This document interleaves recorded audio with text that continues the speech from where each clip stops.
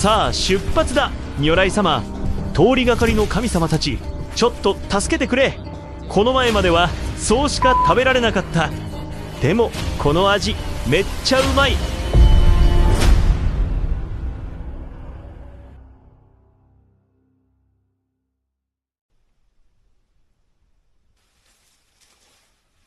シェルターの骨組みはできたけど、屋根の材料を集めるのがちょっと大変だ。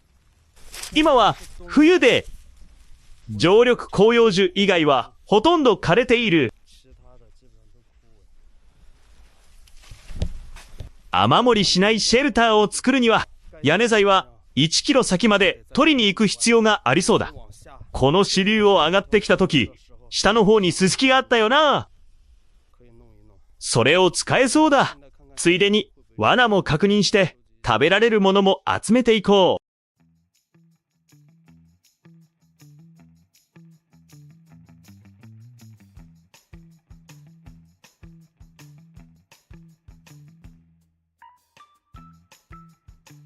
この野生のカナは葉っぱがアヒルの足みたいで、地域によってはアヒルの田って呼ばれてる。食べるとパクチーみたいな爽やかな香りがする。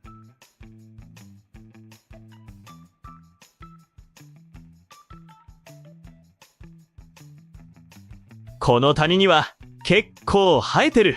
多めに取っておこう。新しい場所に来たからまたゼロからスタートだ。また草生活だ。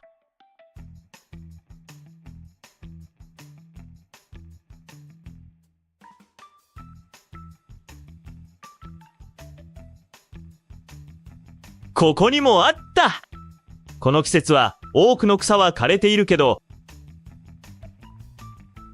でもこれは今が一番美味しい時期だ。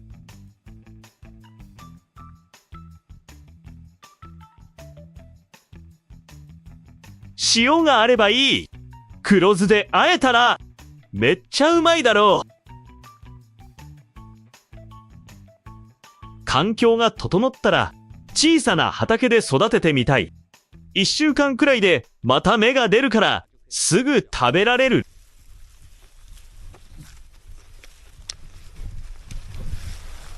罠を仕掛けた場所に近づいてきた。この野草を食べれば少しは空腹をしのげる。罠に獲物がかかっていれば今夜はごちそうだ。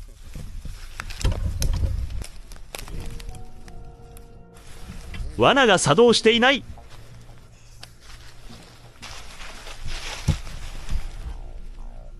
バネも反応していない。これもダメだ。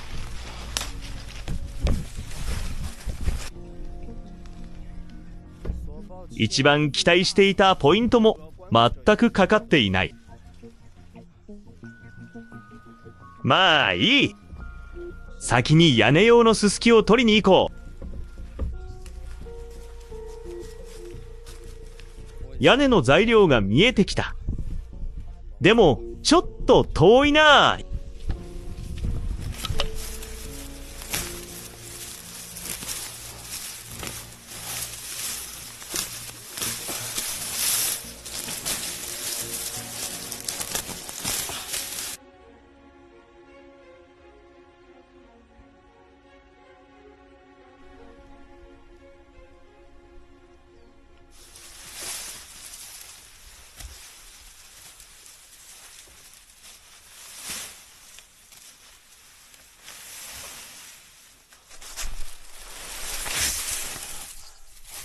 このススキ、結構いい感じだ。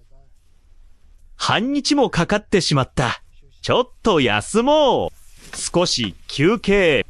荷物をまとめる。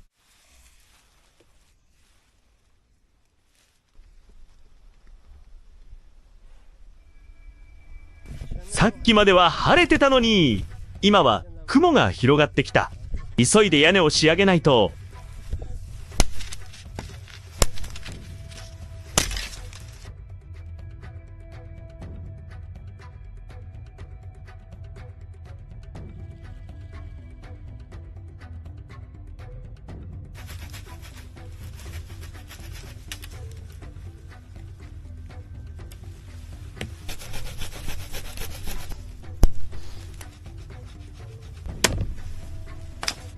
こういう斜めの切り口はすごく鋭い。少し削っておかないと、気をつけないと引っかかって怪我する。OK! これで本体はついに完成だ。あとは屋根の端だ。これは家の半分くらいの長さ。全部梁になる。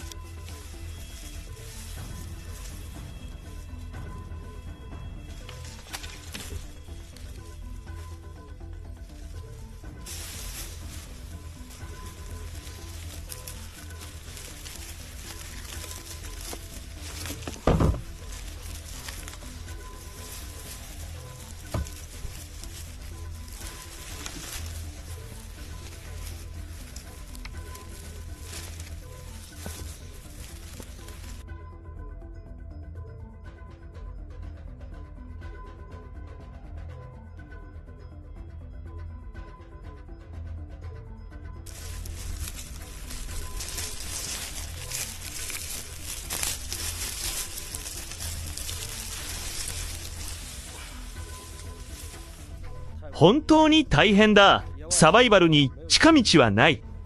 コツコツ積み重ねてこそ結果が出る。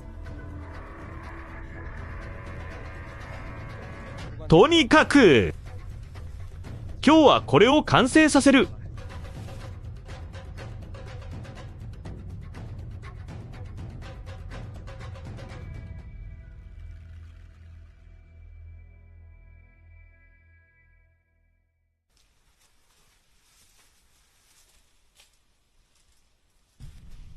昨日は遅くまで作業して、やっと屋根が完成した。どう？かっこいいだろう。あとは周りを囲えば暖かいシェルターになる。でも今朝は食料を探しに行く。昨日は少し野草を食べただけ。ちゃんと食べないと。如来様、観音様、神様、通りすがりの神様、どうか助けてくれ。今日は罠に獲物がかかりますように。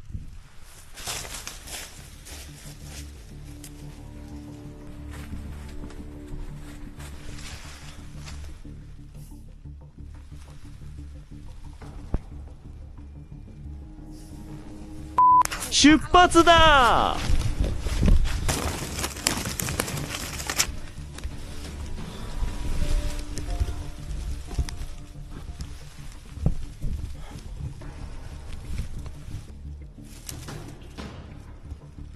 何かかかってたっぽい。ここでかなり暴れたみたいだ。前に立てた枝も全部倒されてる。何の動物かはわからないけど、足に少し引っかかっただけかも。逃げたんだ。鳥じゃないといいけど、もし鳥なら驚いて。飛び去ってしばらく戻ってこない。この悪循環、抜け出せないのか。新しい場所に来たから、また一からのスタートだ。しばらくは草生活かな。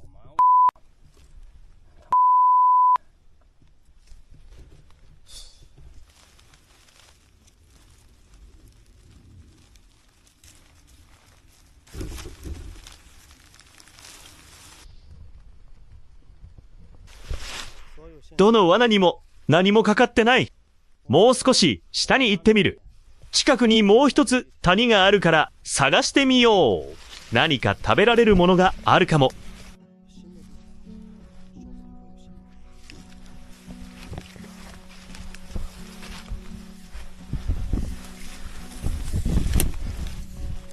食べ物見つけた。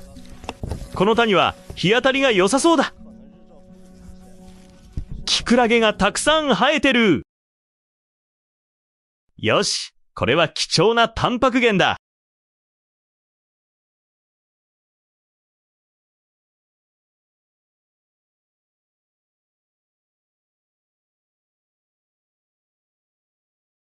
ナイス。この谷はキノコが育ちやすい環境みたいだ。まだ収穫できそうだな。ここはキクラゲ採取ポイントにできる。OK。これは天然の獣道だ。この土の様子を見ると動物がよく通ってるのがわかる。かなり滑らかだ。それにもっといいものも見つけた。山芋だ。動物が運んできたのか、それとも木から落ちたのか。とりあえずもう少し上を探してみよう。これは腐ってる。使えない。食べられない。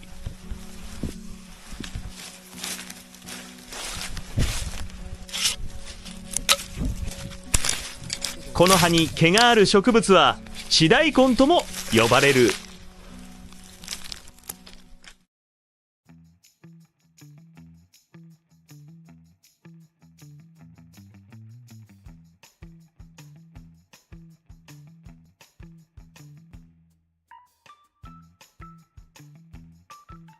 甘いすぎる。大根が食べたいな。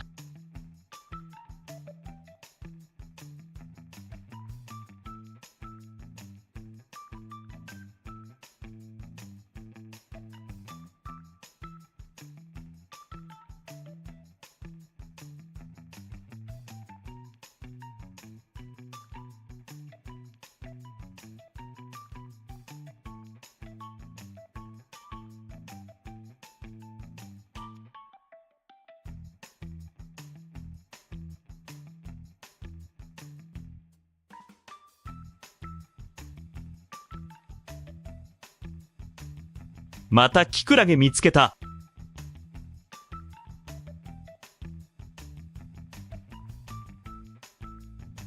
ちょっと乾いてる。水で戻せば大きくなるはず。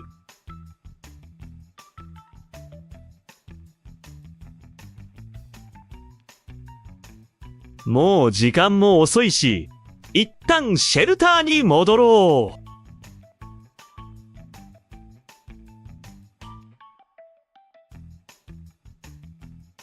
今朝は食べるものは動物の痕跡だけだった。今日は環境も把握できたし、キクラゲもたくさん取れた。ナイス。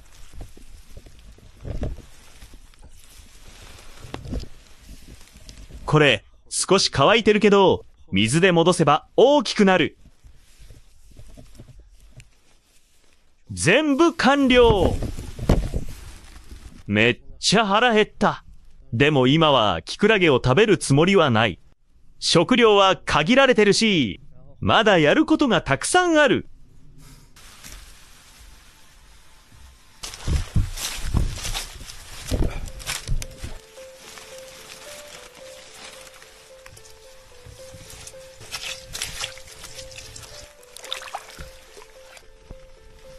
これが本物の湧き水だ。泥はある程度取り除いた。条件が整えば下に竹があったからパイプにしてシェルターまで水を引ける。水が澄んだらキクラゲをここで戻す。今は枯れ木を集めてアコイと寝床を作る。これは完全に乾いてる。すごく軽い。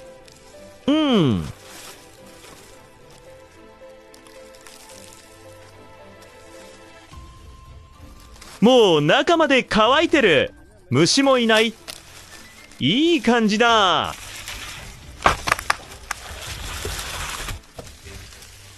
ここは枯れ木がたくさんあって助かる。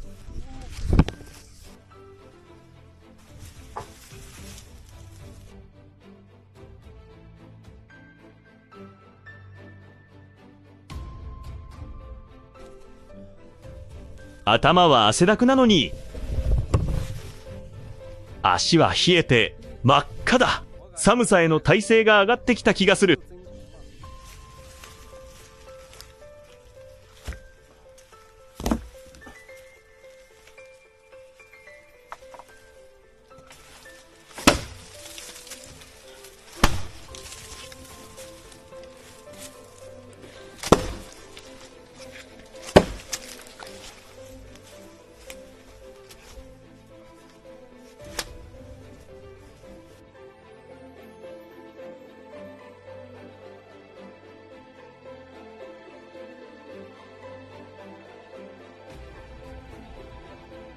こうやって挟んで固定する。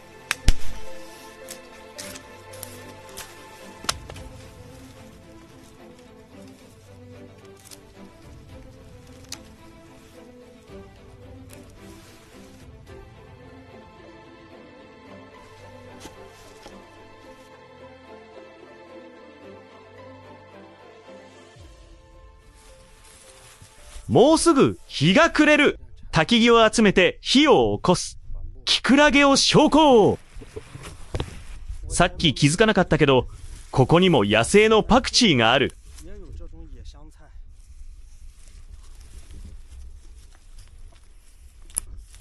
キクラゲだけじゃ絶対お腹は満たされない。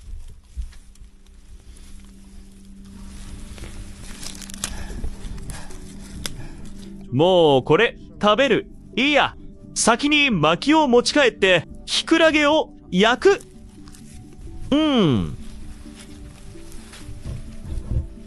うわ、でかい。これはめっちゃいい。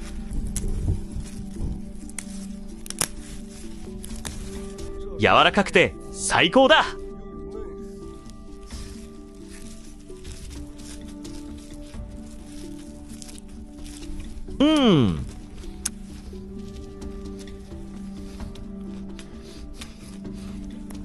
口に入れるとほんのり甘くてパクチーの香りが一気に広がる。鼻に抜ける感じがいい。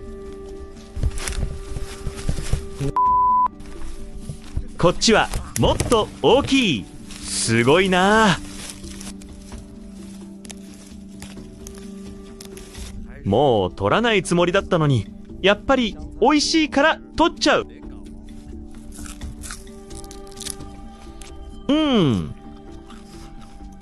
さっきまで草は食べないって言ってたのに、毎日肉食べるって言ってたよ。この野生パクチー、本当に最高だ。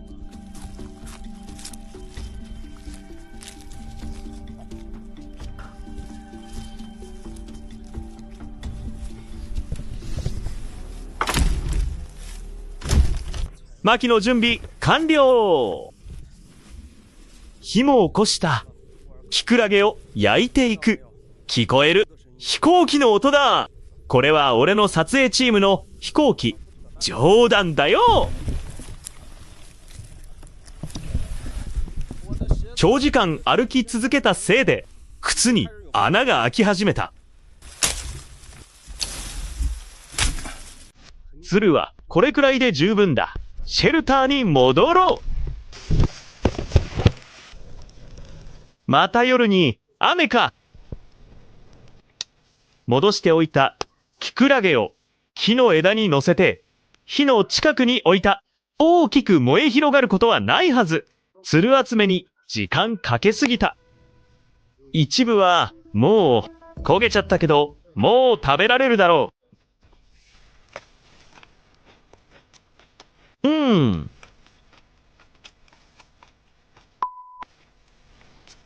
塩も何も入れてないのに、すごく旨味がある。なんかスープみたいな味だ。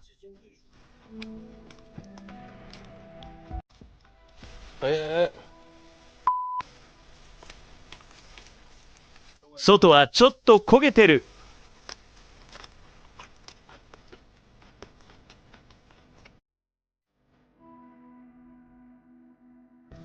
目の前にキクラゲがあったのに大事にしなかった。失ってから後悔しても遅いんだよ。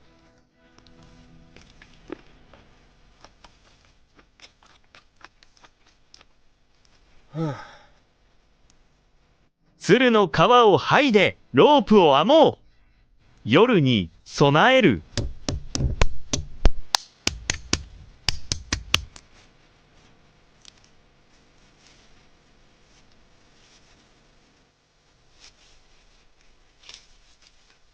野外では罠はあくまで補助だ。この音、明らかに新しい痕跡だ。一面真っ赤になってる。めちゃくちゃかゆい。もう限界。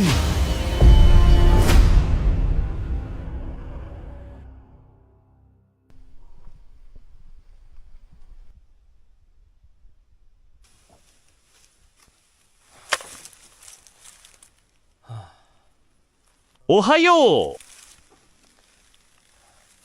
昨日みたいなやり方はダメだ。ちゃんと食料を確保しないと、早めに拠点も移したい。まずは、罠の確認。山の芋を探す。あの実があるなら、近くに必ず根があるはず。昨日は時間が足りなかっただけだ。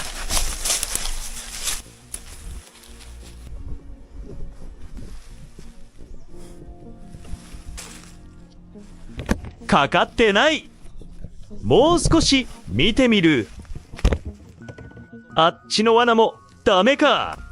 全部見たけど収穫ゼロ。罠は結局運任せだ。アガイジャークまで補助。生き延びるには安定した食料源が必要だ。罠は一旦やめる。山の芋を優先だ。上からガサガサ音がする。草や苔の崩れ方を見ると間違いない。この辺りで動いてる。しかもかなり新しい。今は無理に追わない。回り込んで山の芋を探す。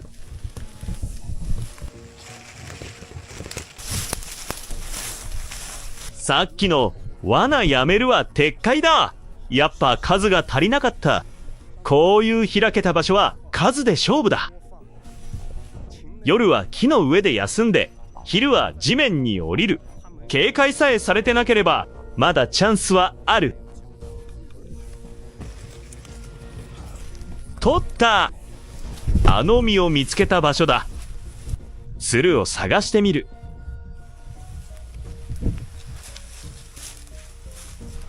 あそこだ。木にびっしり実がついてる。枯れてなければ親指くらいの太さはあるはずだ。じゃあここから値を探す。十数金はありそうだ。この鶴をたどっていく。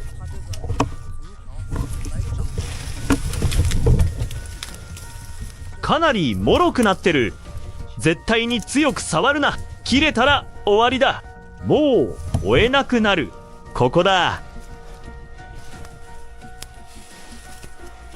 鶴発見。地面に入ってるポイントだ。この時期は根元が本当に見つけにくい。山の芋を探すなら渓流の近くが基本。標高が高すぎたり水から離れると乾燥してしまう。鳥がちょっと触るだけで鶴はすぐ折れる。なんだこれ。根元はここか。この大岩に挟まれてる。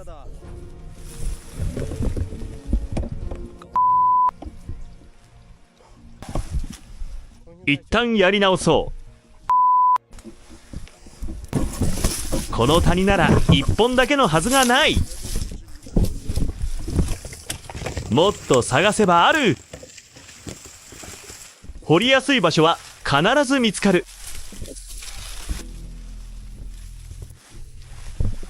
靴を脱ぐ。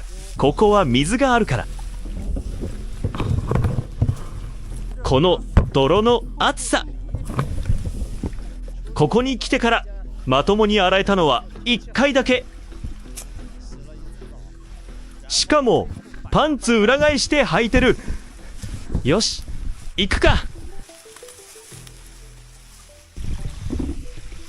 さっきの谷は大きな川につながってた。地形もなだらかだった。でもここは違う。高低差が大きい。滝もあるし生き物は限られる。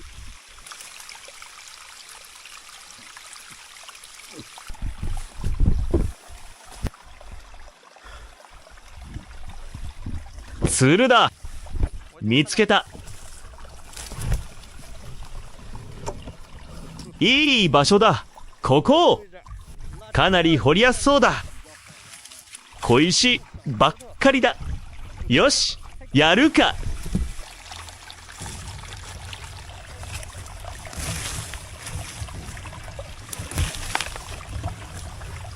根元まで来た。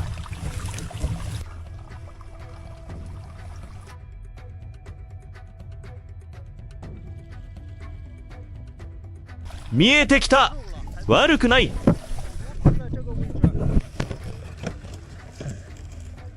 こんな感じで伸びてる。下の土は少し掘りやすくなってきた。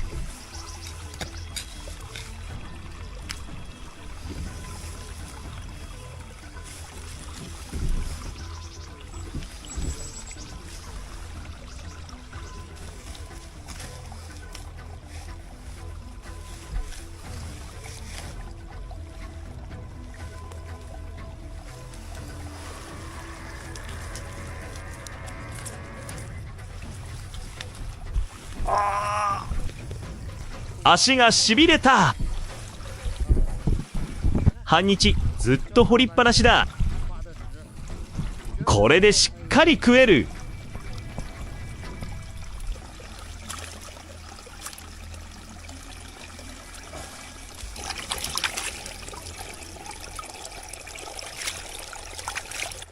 この山の芋は砂や石の中で育つから形がバラバラでまるで竜みたいだ。掘るのにかなり時間がかかる。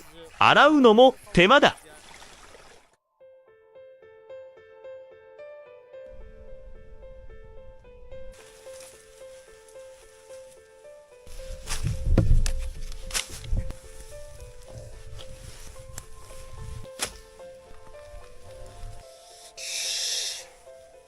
入れ物がないから拠点に戻るときはこうやって持つしかない。切り口の粘りが体について一面真っ赤だ。めちゃくちゃかゆい。気温が下がってきた。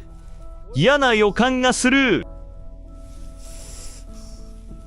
大雨が来そうだ。シェルターを強化しないと。ベッドを作って紐下に移す。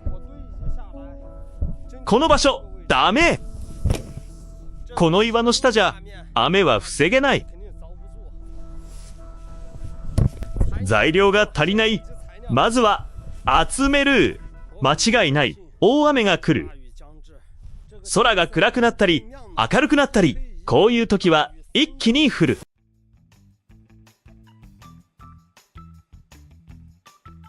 足が冷えて真っ赤だ。でも靴は履けない。動きが鈍くなるから。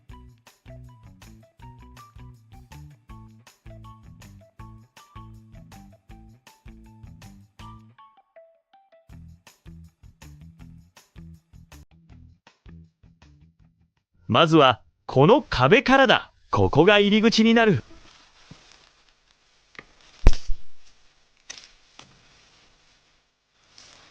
長い木を使う。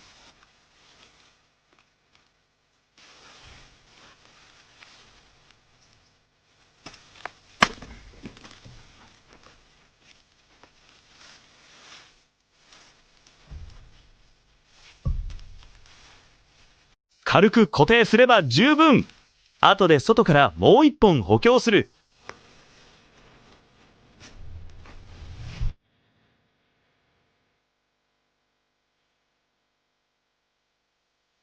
今はこっち側を作る。ここには後でローを作る予定だ。だから先にこっちだけ。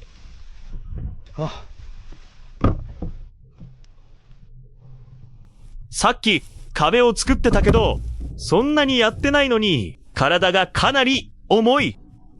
多分ここ最近野草と果物ばかりで塩分が足りてないんだろう。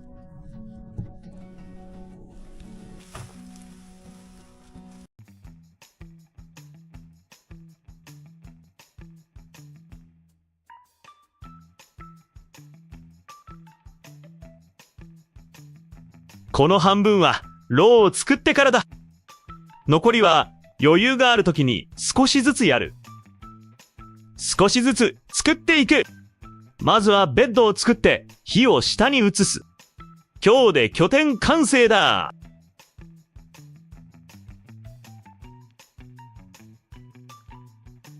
ベッドはここしかない。ちゃんと作る時間はない。とりあえず寝られれば十分。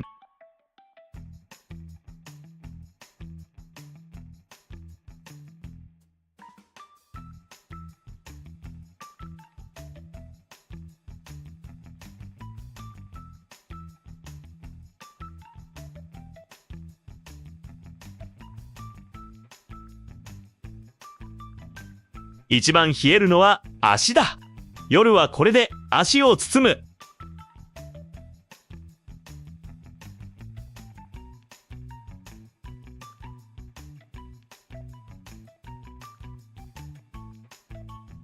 悪くない。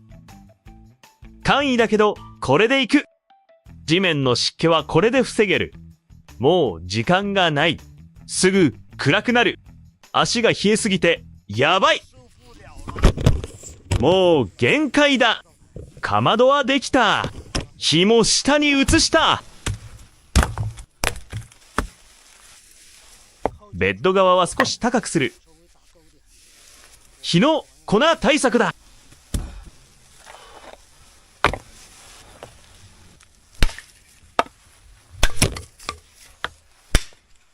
上に埋めてた火種を持ってくる。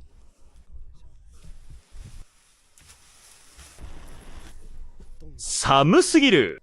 足がもう無理だ。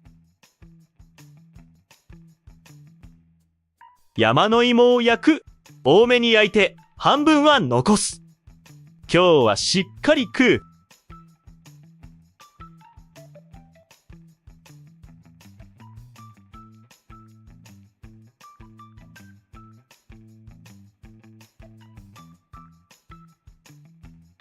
いい焼き具合だ。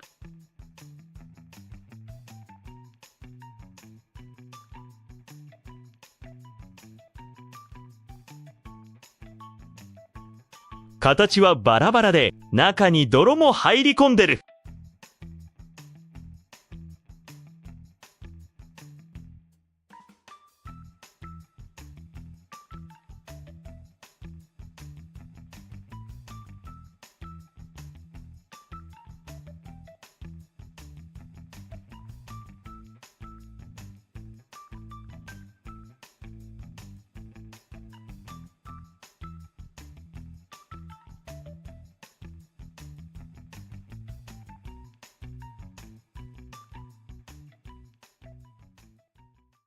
これは間違いなくベンガルヤマネコのクソだ。見間違いじゃないと思う。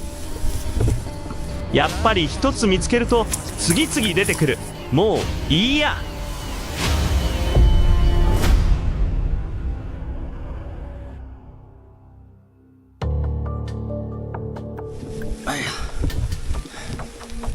火はちゃんと埋めておいた。この天気ちょっと変だ。風が出てきて葉っぱがずっと揺れてる。昨夜は雨が降ってない。動物は活発になるはずだ。まず罠をチェックして、その後山の芋の谷へ行く。今日は掘らないかもしれない。とにかく印をできるだけつけておく。大雨や雪が来たらつるが押し倒されてどこから伸びてるかわからなくなる。根元も見失う。山の芋は本当にうまいし、肉よりずっと手に入れやすい。今のうちにしっかり印をつけておけば、どんな状況でも食料に困らない。あの鳥たちを見てみろ。みんな地面で餌を探してる。収穫ゼロ。でも計画は変えない。山の芋に印をつける。帰りにまた罠を確認しよう。昨日掘った場所に戻ってきた。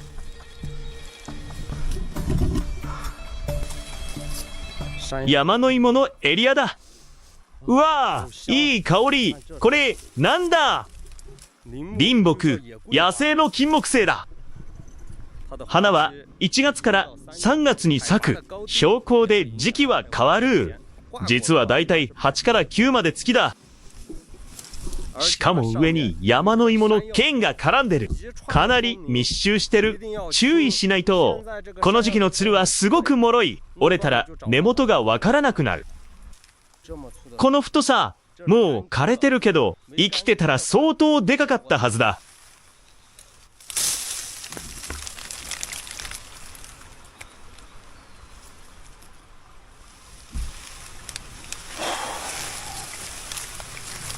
切れた。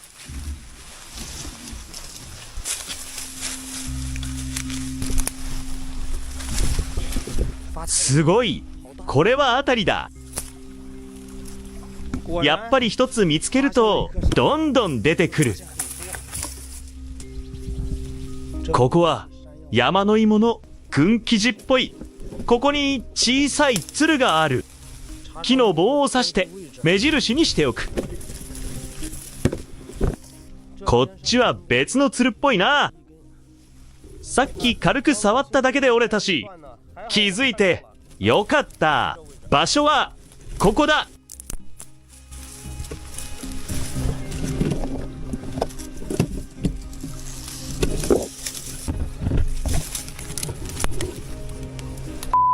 ああ、折れた。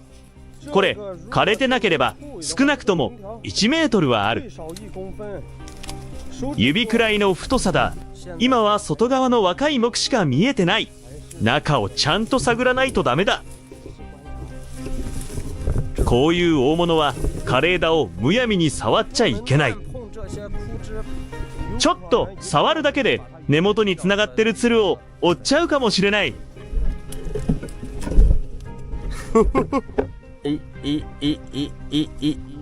ここだ。でかいの来た。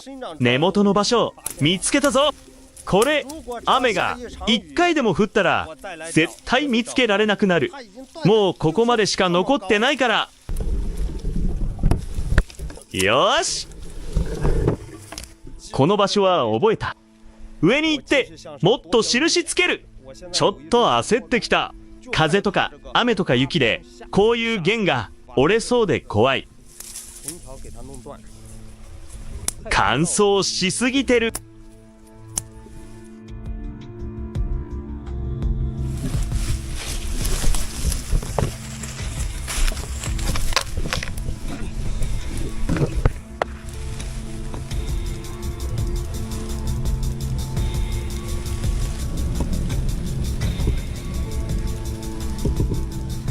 これは間違いなくベンガルヤマネコだ。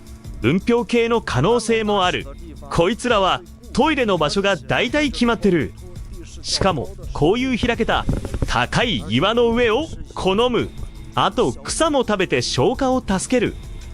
この辺りは動物の気配がある。ってことはウサギとかヤマネズミみたいな小動物も多いはずだ。実際ここに来る途中でも結構見かけた。キジや他の鳥もいたし。よし、山の芋に印つけよう。計画通りで行く。もう8から9まで本は印つけた。一旦拠点に戻るか。もう日が暮れてきた。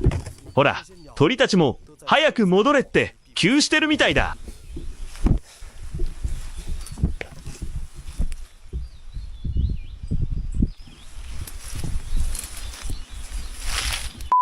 やっぱり見間違いじゃない。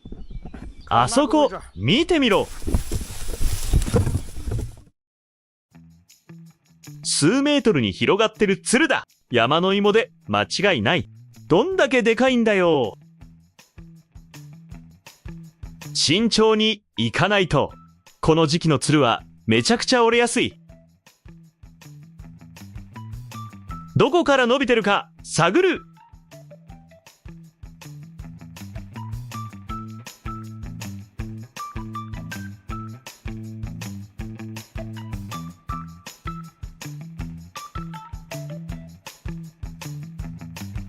ここだ。根元見つけた。来た。当たりだ。ちょっと想像してみろよ。枯れてても1メートル近い太さだ。ってことは、生きてた頃はどれだけ太かったんだ。想像つかない。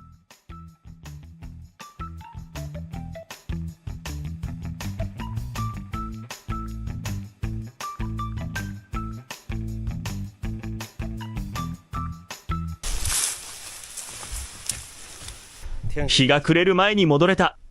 今日は何もしてないようで、ちゃんと成果はある。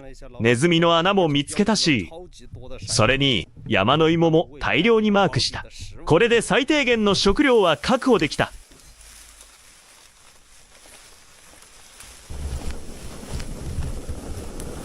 日はほとんど消えかけてる。ひっくり返してからそんなに時間経ってないし、灰も少ないだ。埋め方が浅かった。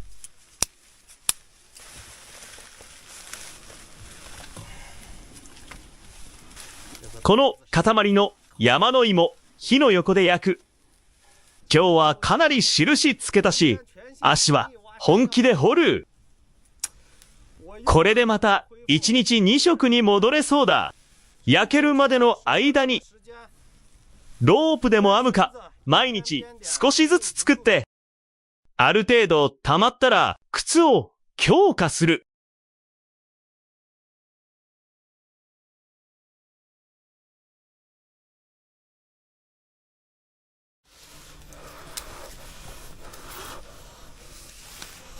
まあ悪くない。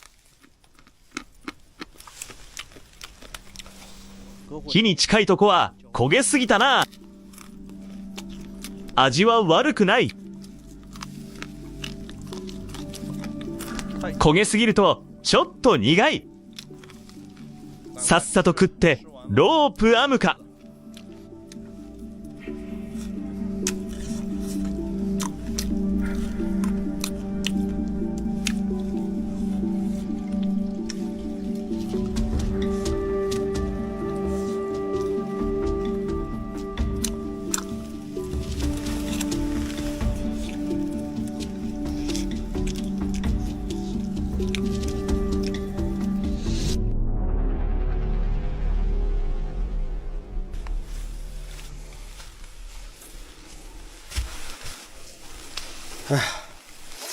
おはよう。雨降りそうな空だな。昨日印つけといて正解だった。山の芋のつる。今日はできるだけ多く掘って持ち帰る。夜明け前に少し雨が降った。この時期は罠にかかる確率は高くない。でもワンチャンあるかも。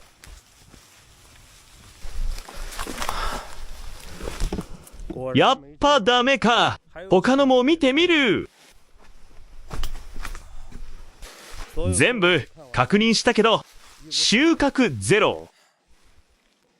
いいこともある。空が晴れてきた。このチャンスに一気に掘る。雨のおかげで土も柔らかい。いい感じだ。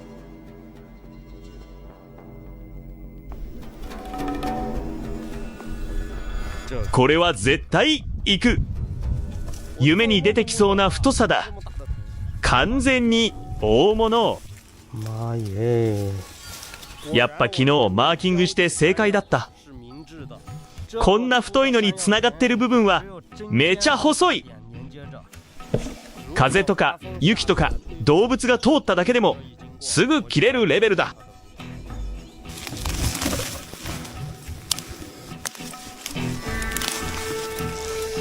これは助かるな。この辺り土が湿ってる。かなり掘りやすい。禅みたいな石だらけじゃないし、指やられるとこだったから。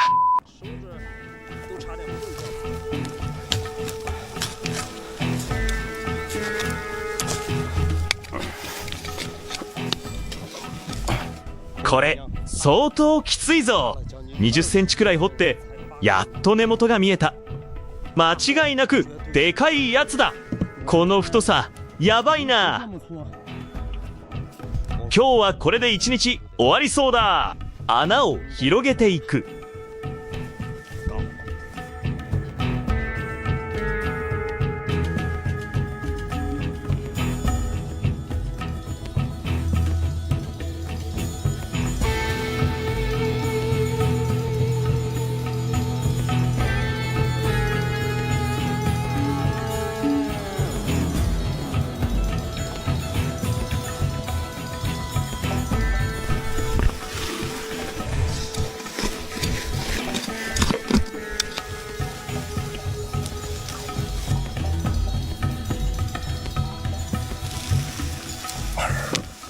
無理だ。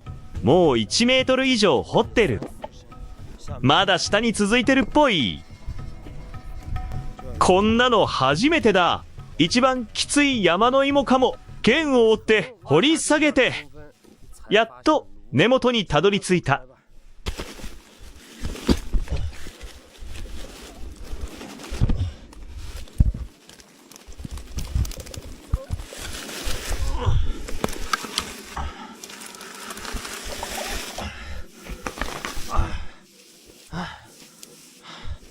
でも深すぎる。この下が一番でかい部分だ。切るしかない。もったいない。ここからなのに。ナイフ取ってあと2本掘って戻るか。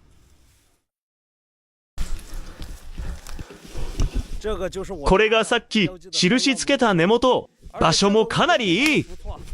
ちょっとした斜面だ。こういうとこめちゃ掘りやすいんだよ。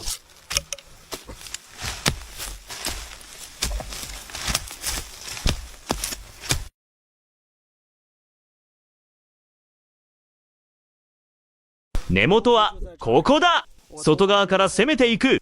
この方が掘りやすい。もう見えてきた。やっぱ斜面は楽だ。これ取ってあと1から2まで本いければ完璧だ。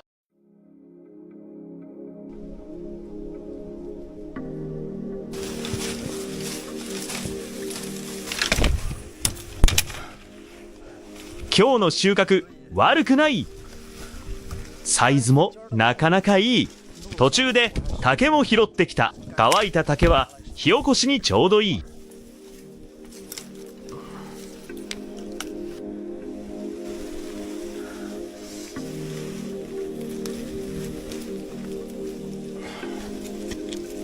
山の芋はもう焼いてる。その間にロープでも編む。この音いいだろう。うん。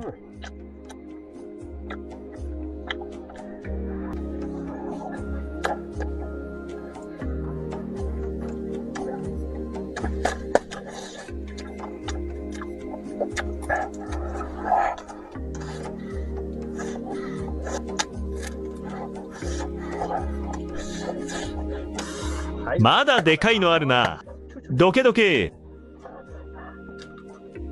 うん。これは焼き加減いい。焦げてないし。焦げすぎると苦くなるんだよ。でもこの断面はちょっと焦げてる。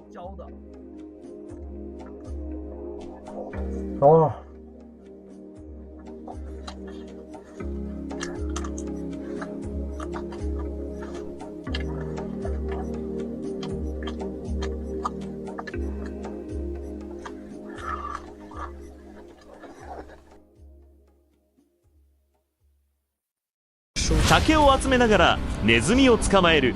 動物たちは水に困っていない。この作業場所は広く生い茂っている。大きな物音だ。あ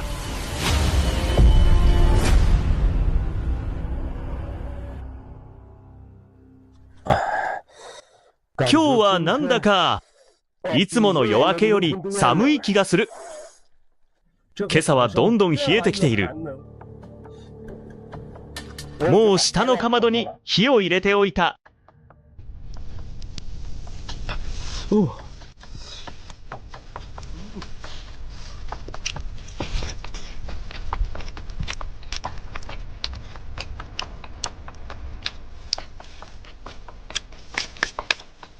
今日は悪くない。食事もして、だいたい7分くらい満腹だ。火を埋めてから竹を集めに行く。あのタイプのトラップを作る。ネズミを捕まえるために。まず下に行って竹を取ってくる。行き帰りで罠を確認しながら、ここにはもう小道ができている。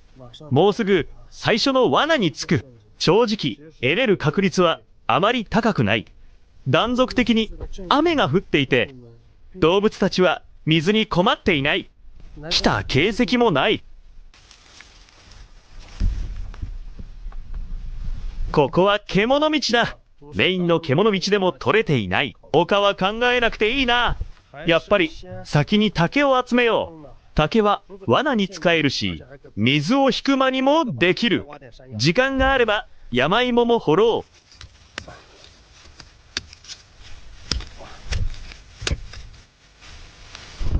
う。よし、竹の場所に着いた。でもこれを上に運ぶには滝を回るこの道がある。ここは鬼門って呼んでる。傾斜がきつすぎる。だから全部階段を作った。ここは頻繁に通る重要なルートだから。OK! 竹の処理を始める。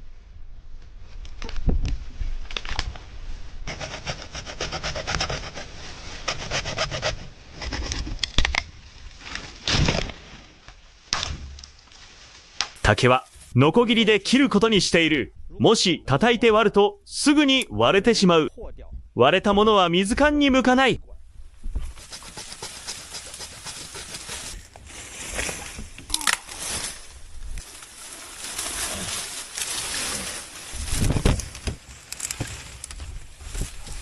これでだいたい足りる。枝を落として、それから太い竹を探す。鍋代わりにして塩分を補給できる。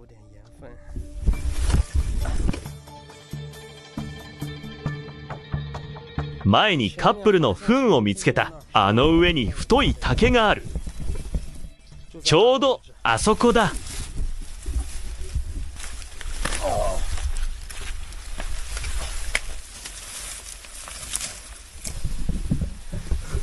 また新しい発見。栄養になりそうな植物だ。この辺りにかなり群生してる。後でカゴ作ってまとめて取ってお茶にしよう。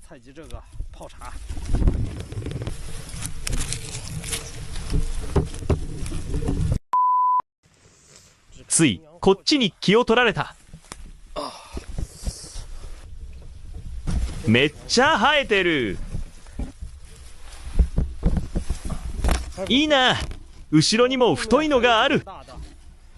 これなら鍋に使える。湯も沸かせるな。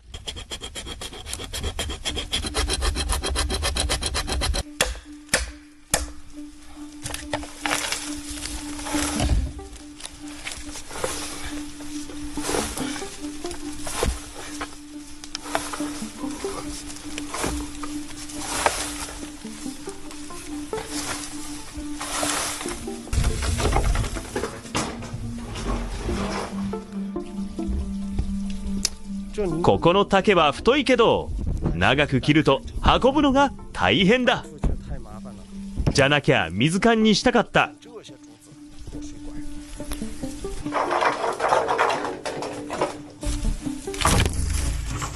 足が冷えて真っ赤だ。でも草履だと作業が遅い。だからつるを集める。まずは竹を縛る。それと適当な太さを選んで縄にして罠に使う。竹を縛るならこれで十分。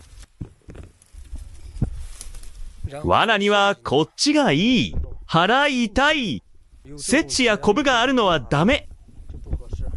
滑らかなのを選ぶ。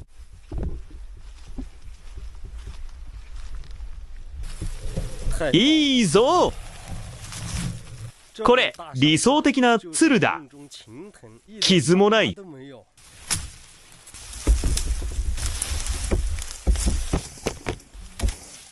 これもいい。太さもちょうどいい。OK。傷の部分はカット。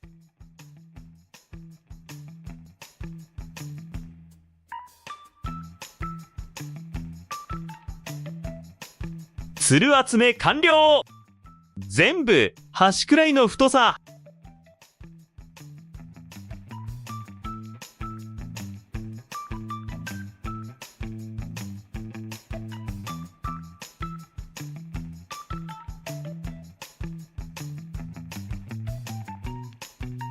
寒すぎる。やっと靴が履ける。よーし。少し暖かい。ふう。まだ明るい。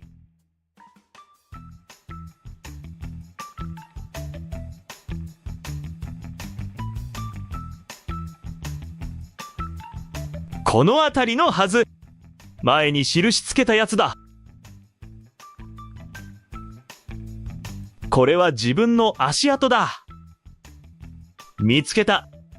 普段は獲物を追うのに、今日は自分の後を追ってる。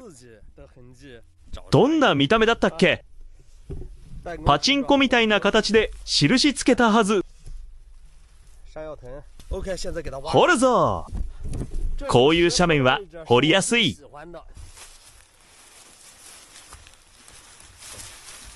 まず入り口を広げる。土を出しやすくするため。いい感じ。土めっちゃ柔らかい。もう見えてきた。これは楽だ。前より全然掘りやすい。いいぞ。根はこのまま下に伸びてるはず。今までで一番楽だ。土がふかふか。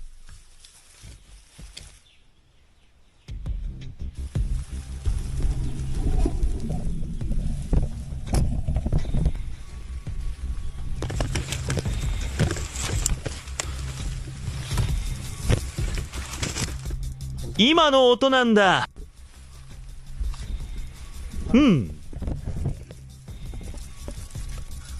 中に何かいるかも。さっきの音だな。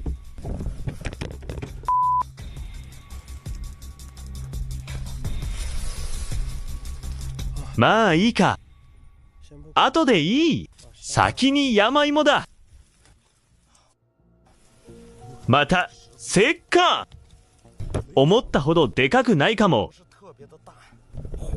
でも悪くない。この形を見ると地面から5センチメートルくらいで、ここから太くなってる。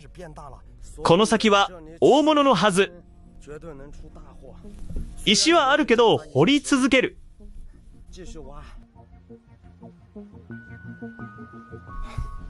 これはでかい。でもちょっと厳しい。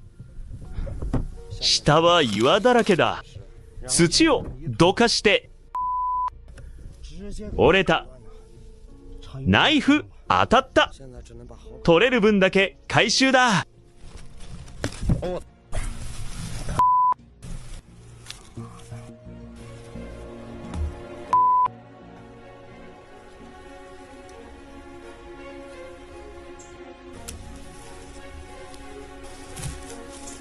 完全に岩の隙間に入ってる。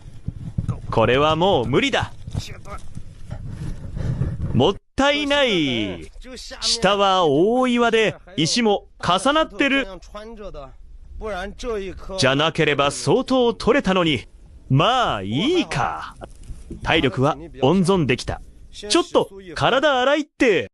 この辺りにあと2本ある。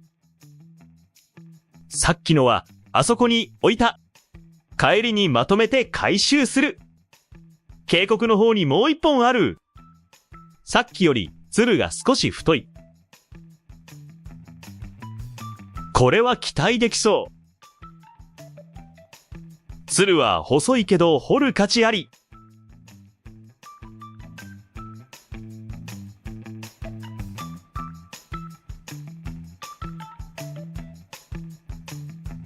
これなんか変だ。もう石に当たった。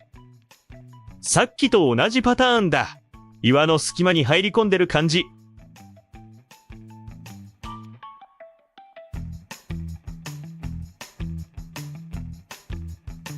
この辺り、下は全部石かも。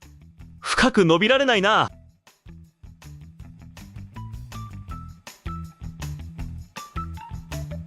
やっぱり同じだ。なら、深く掘る必要ないかも。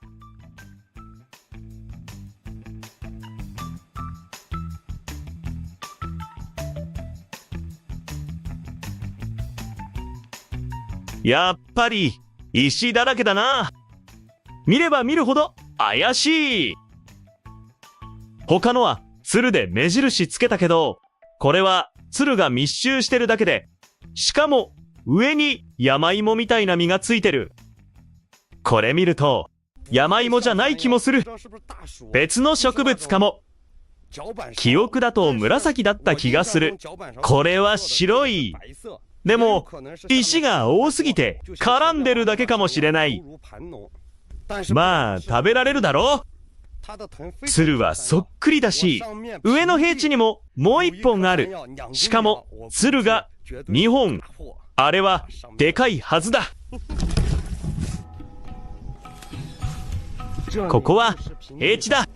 来たからには全部掘る。トゲ多すぎる。また大仕事だ。ここだ。鶴2本ある。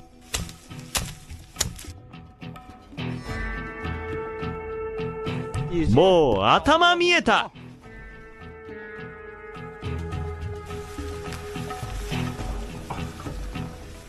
爪めっちゃ痛い。だんだん太くなってきた。しかも2本分だ。この掘り方いい感じだろ。棒だけでやってる。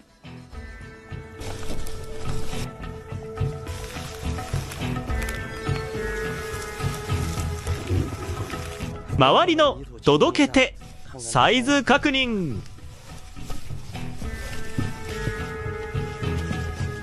まだ浅いです。途中で曲がってる。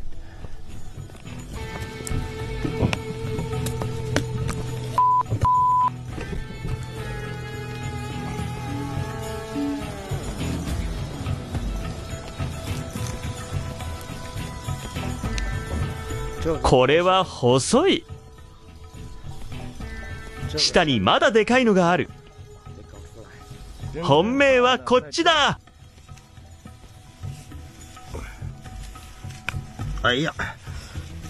また折れた。まあ仕方ない。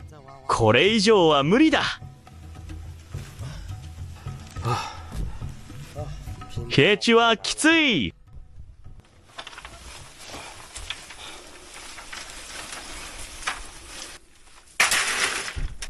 今日の収穫は悪くない。7から8までキロくらい。でも折れすぎた。こうやってまとめて運ぶしかない。じゃあないと持ち帰れない。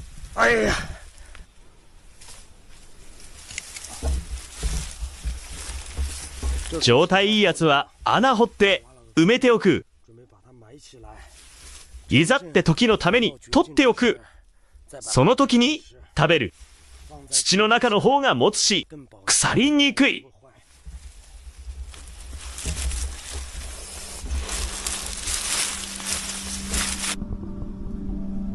まず火を起こして、今日はこれを煮る。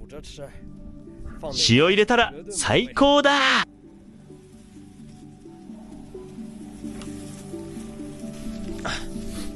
この太い竹を割っていく。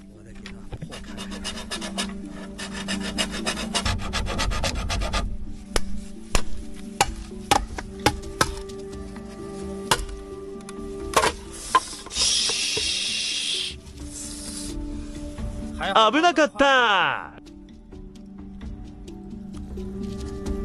竹はほんと便利だけど手を怪我しやすい。だから前はビク作るときつる使った。その方が落馬が鈍いと、これ、割れないから。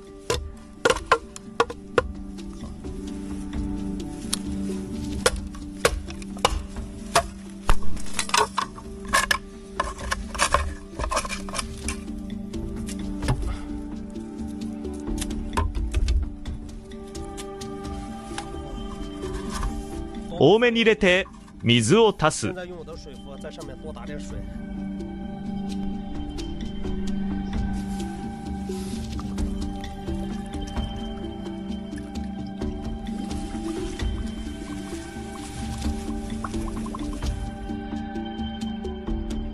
もう煮えてる。でも運ぶの遅れて汁こぼした。汤汁全部洒到火堆上。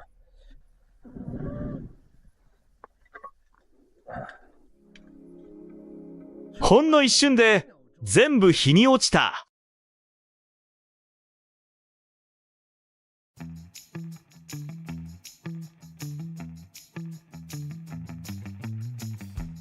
悪くない。うまそう。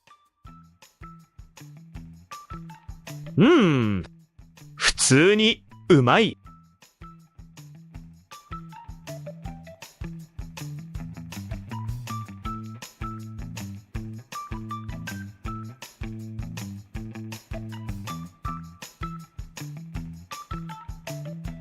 この山芋かなりいい。竹筒いっぱい作った。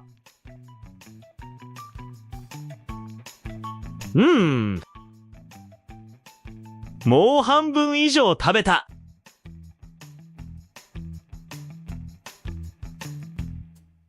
めっちゃ腹いっぱい。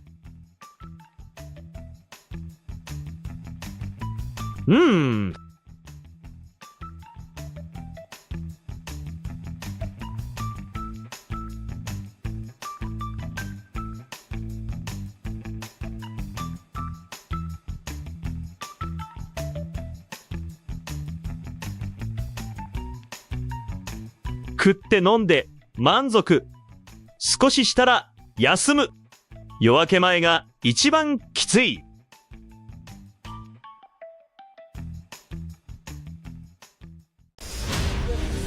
これ乾いた雪だ。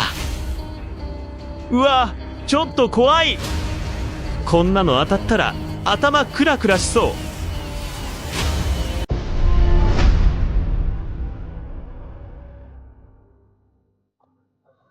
夜明け前は凍える寒さだ。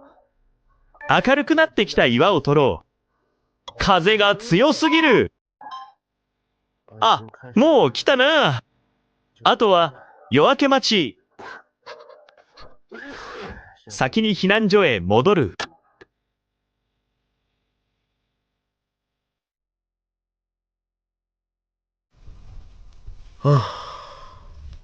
おはよう。夜中から雨が降り出して寒くて全然ダメだった。その後少し暖かくなってやっと寝れた。この藁着てもかぶっても結構いいな。昔の人たちはこれで冬を越してたんだ。前に目印つけた山芋は覚えてる。しかも結構掘ったし、昨日は雨が強くて、今もパチパチ音がしてる。こういう雨だと、鶴がやられて、場所がわからなくなる。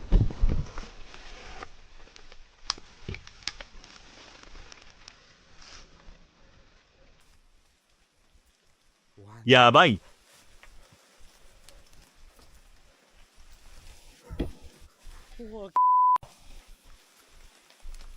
これ、なんだ？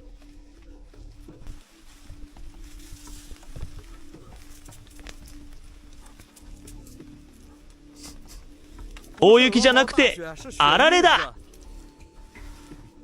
マジかよ。ここにも山芋ある。避難所に持って帰ろう。場所はちゃんと覚えてる。多めに確保しておいてよかった。この雪も降り始めて、せいぜい1から2時まで間くらい。2時間前までは雨だったし、起きて薪を足しただけだ。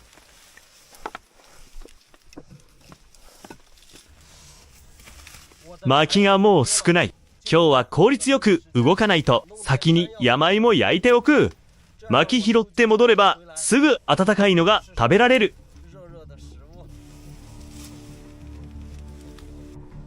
もう靴は脱いだ。こういう湿った環境だとわらじはすぐ水を吸うし、重くなる。動きも鈍くなるし、濡れたままだと余計に冷える。この雪、足にくる。ちょっときつい。薪を集めるなら多分前の簡易シェルター壊せば十分な薪になる。地面マジで足にくる。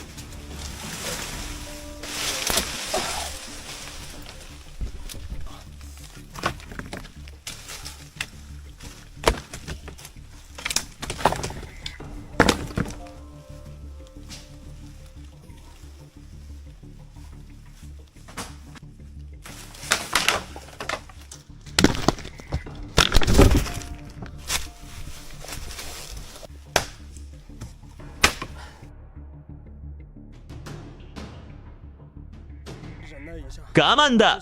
薪は乾いた場所に置いておこう。ピンポンスピードサマー。忍耐力プラス5ゲット。報酬1000万円だ。今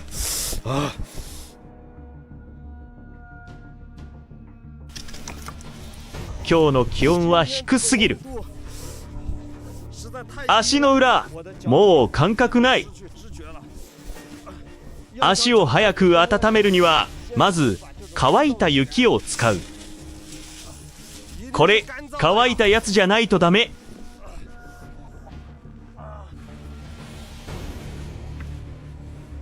今足がかなり湿ってる。この乾いた雪で水分を取ってやる。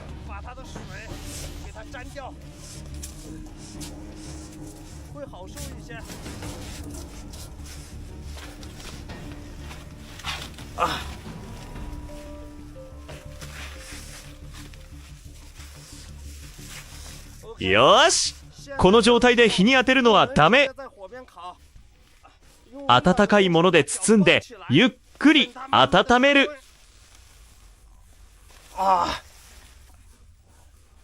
手も同じだ。少しずつ温めて。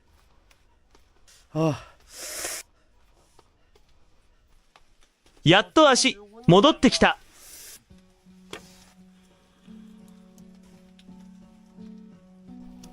うわ、めっちゃ痛い。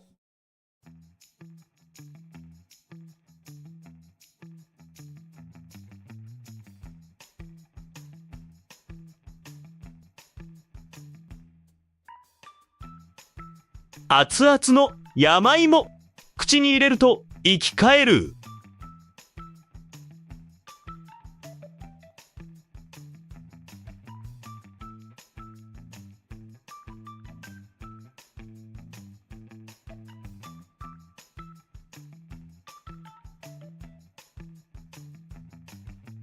まだちょっと湿ってる。煙すごい。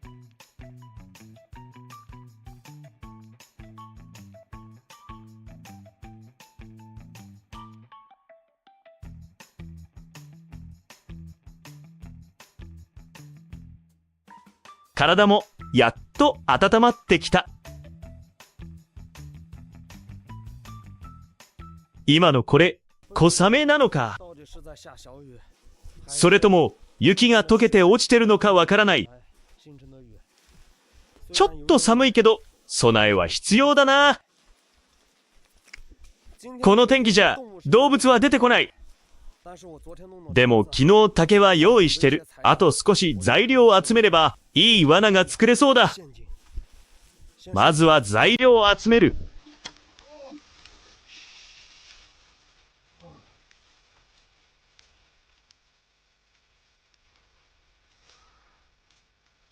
ノクサス式ギロチン罠を作る。だからしなりのある新しい枝が必要だ。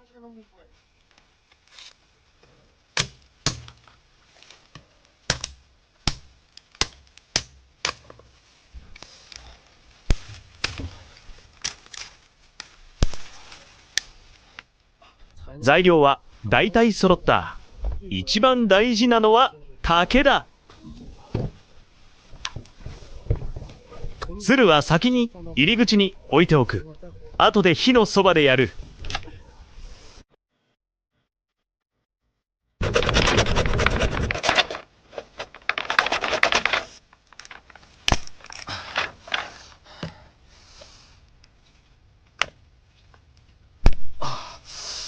よし、そのままで OK。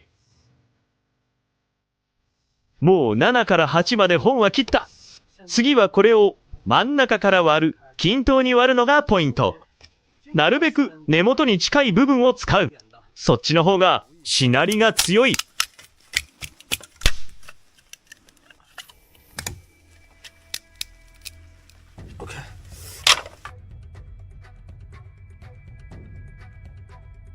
下準備はこれで OK。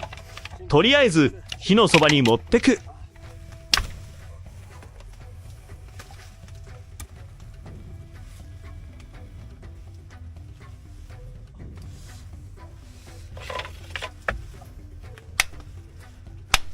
この罠はネズミ狙い。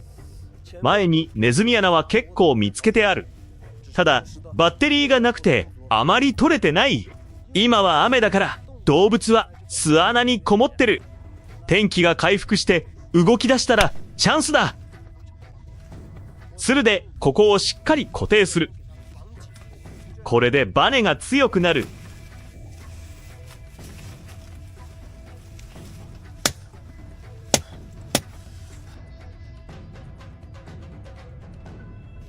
冬は皮が剥きにくいから少し温める。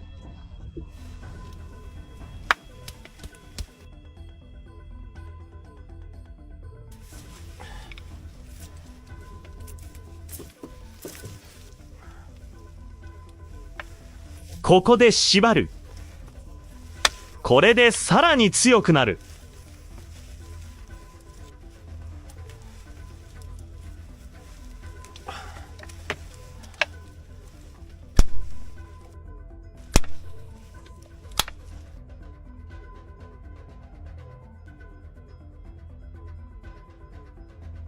竹の固定は完了。次はトリガーを作る。このしなりのある細い枝を使う。いい素材だ。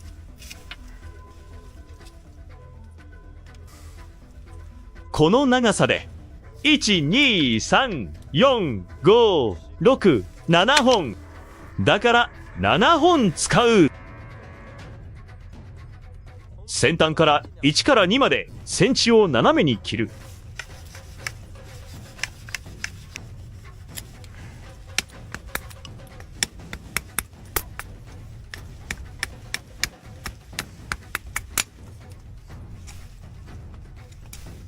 このくらいで OK。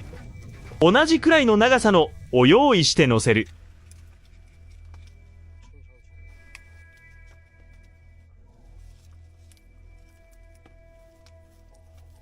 これでセットする。必ず外しておく。じゃないと手に当たる。よーし。ちょっと怖いな。さっきのは演出。全然痛くない。これくらい余裕だ。もう一回。引っかかった。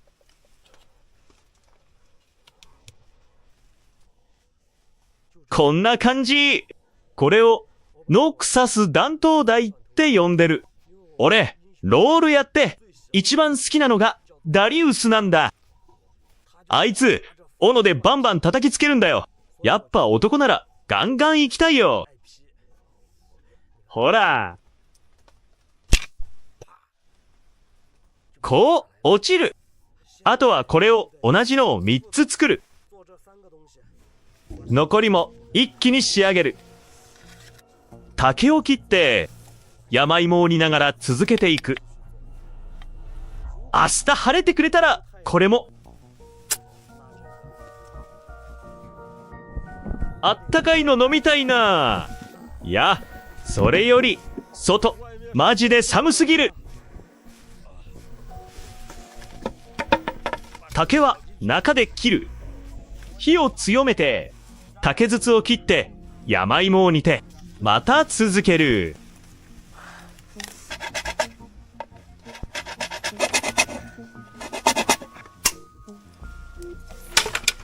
食料はまだ少しあるけど、この雪いつまで続くかわからない。今日はちょっと控えめにする。軽く食べておく。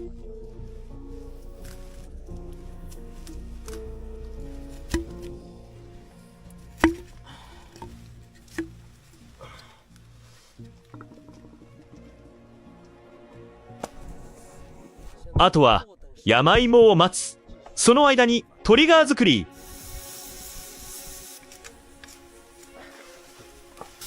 水ももう少ないな。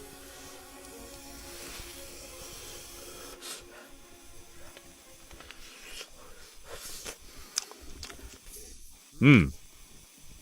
いいね。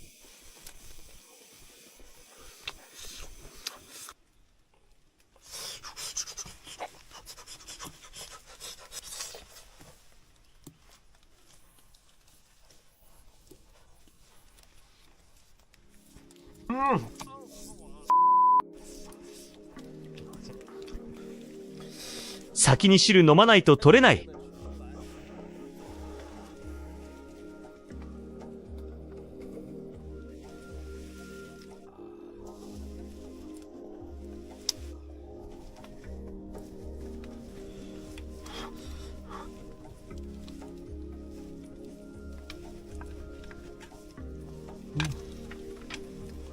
じゃあ次はトリガー作りの続き。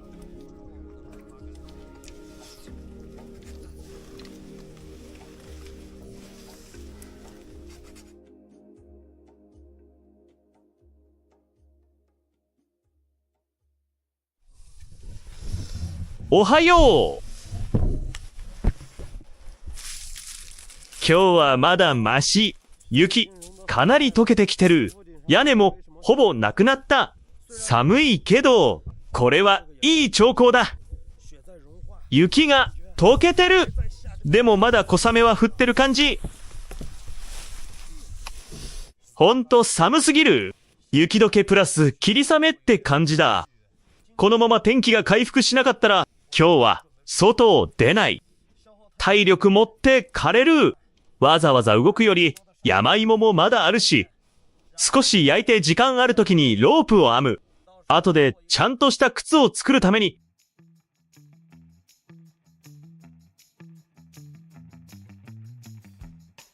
多めに作ってしっかり食う。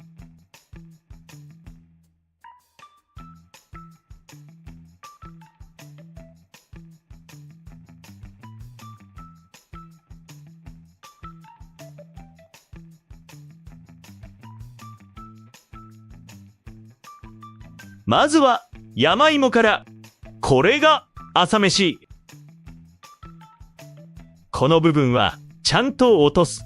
切り口のぬめりに泥とかついてるから。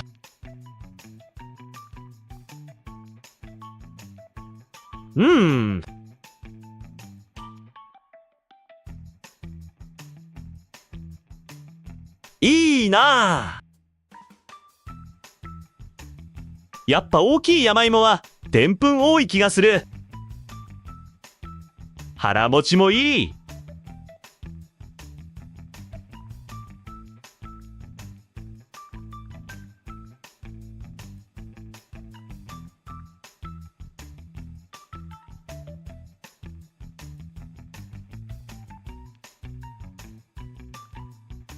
食ったらロープ編みだな。